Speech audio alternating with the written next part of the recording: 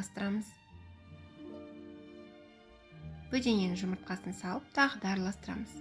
Осылай бөлек тарелкаларға салып аламыз. Үстінен тауығымыздың төс етін салып, кішкене ірімшігімізден сеуіп шығамыз. Сухаридің орнына мен хрустимнің осы багетін пайдаландым. Өте дәмді және әдемі. Міндетті түрде дайындап көріңіздер, өте дәмді салат.